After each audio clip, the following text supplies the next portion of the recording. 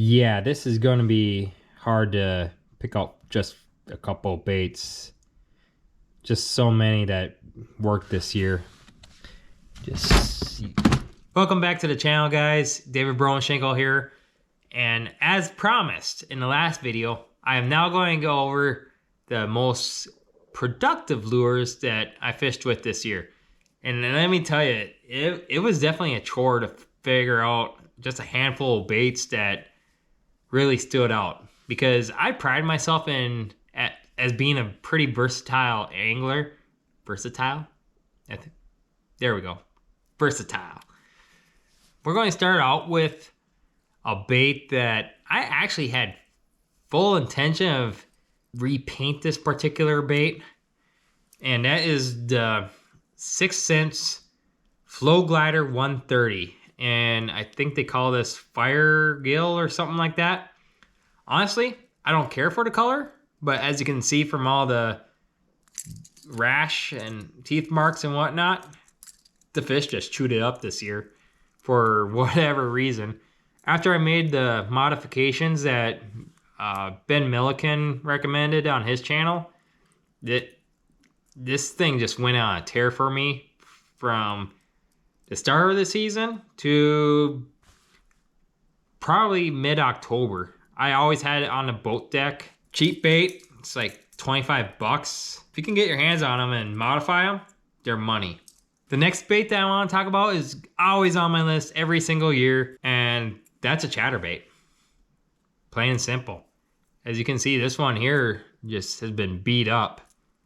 I actually had to retie or put a new skirt on it about halfway through the season because the strands were just torn off, and I've had to sharpen the hook a couple times. Yeah, 3/8 and a 1/2 ounce original ChatterBait. I do got a box full of jackhammers, but I don't know what it is about the original. I think it's just because it's different from everyone else throwing the jackhammer. It puts out a different vibration or something that the fish have kind of keyed onto. And I like the newer ones too. The ones that they've upgraded the hardware. You know, I think they put a better hook on here. And I don't have a problem just putting a drop of super glue to keep my trailer on. Especially when you're using something like a Z-Man razor shad, which I throw on this thing about 95% of the time. Two colors really stood out for me, and that's this black and blue. And then in the springtime, I was throwing a bluegill type color. I forget the name of it, with the breaking brim razor shad on the back. This is a bait that I throw around docks, trees, weed lines, you name it, I threw it. Another bait that shouldn't come as any surprise for most people and is probably on everyone's list, it's going to be a jig with a trailer.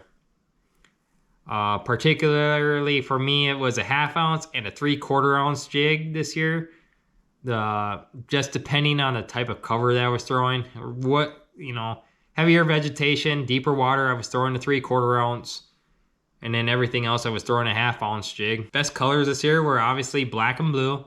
It's always winter. And Texas Craw. I threw Texas Craw quite a bit this year. Now, these last 3 baits all produced personal best, species best for me this year. This first one, I caught everything on this bait.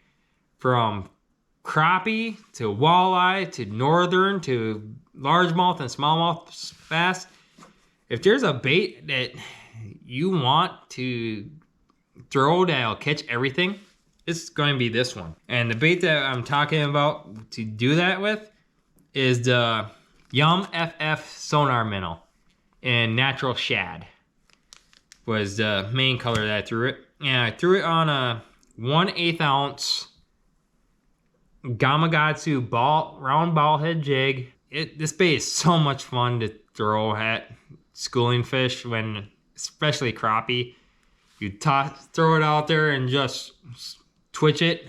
Let it sink to watch it on your forward facing sonar to just above the school of crappie or bass or walleye, and just slowly reel and twitch it back to the boat, and they just come unglued on it. Some of the biggest crappie that I've ever caught on my life came this year on this little guy here. I didn't have a scale to weigh with it at the time, but it came out to be 15.5 inches, which in Minnesota is it's a nice size crappie. It's not, our crappie don't get like the 3-pounders down south. Now this next bait in particular has kind of been replaced in the last 10 to 15 years by the ChatterBait. And it's for those reasons that I've kind of made a conscious effort at the beginning of the season to start throwing a lot more. And that is the good old spinnerbait. This bait here was responsible for my personal best largemouth this year with a 7.05 caught on my home lake just this last October. So it obviously is going to rank right up there. All right. Look at that big bastard. Let's see what he weighs.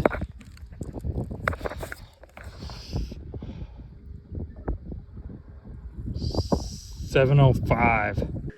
But I caught fish on it all year long. Just got crushed this year. And a 1/2 ounce spinnerbait is back, you guys.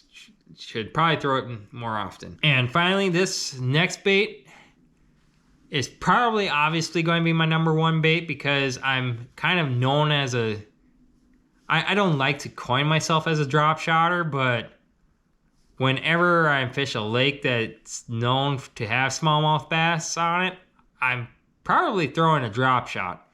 And on that drop shot, I'm throwing 95% of the time a 4.5 inch straight tail Roboworm. What can I say?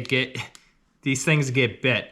Everything bites them. Walleye, northern, crappie, largemouth, smallmouth bass. It's just another multi-species bait. Yeah, it's more known for catching bass species, but my personal best walleye came on drop shot Roboworm this year. A 6.08 pound walleye, which in Minnesota, dime a dozen probably. One thing I've kind of found interesting with the Roboworm, and at least in my area, is that the same color doesn't work for year to year, it seems like. 3 years ago, or 2 or 3 years ago, they just annihilate a morning dawn colored Roboworm. And then the following year, 2022, they wouldn't even touch a morning dawn. I had to go to a bold bluegill. And this year, can't get bit on it. Or I couldn't get bit on that particular color. The 2 colors that really worked for me this year was Margarita Mutilator and Margarita Mutilator 3. The only difference, I believe, is that the Margarita Mutilator 3 has small red flake in the purple top. Next year, Margarita Mutilator 3 probably isn't even going to work. I'll probably have to change it up again. Probably Prism Shad or maybe Oxblood Light. I don't know. I guess we'll have to find out next year. So there we have it. The top producing baits in 2023 for me. And, it was really hard to narrow down, except for those last 3. Those last 3 baits were pretty obvious standouts for me. But in the comment section, let me know what was your top producing bait this year. I'd like to know and discuss it with you guys. Looking to 2024, we got some awesome stuff planned coming out. So hit that like and subscribe button so you guys don't miss out on it.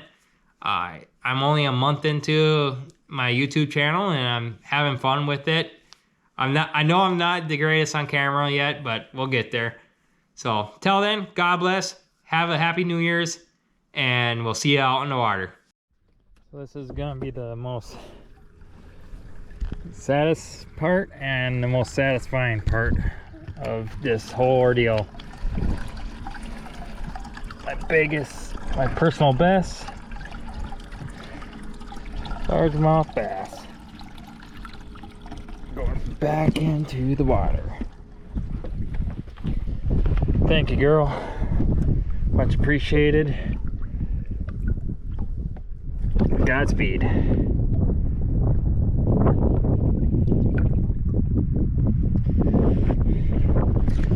And that's what it's all about. Releasing a big fish like that, can't beat it.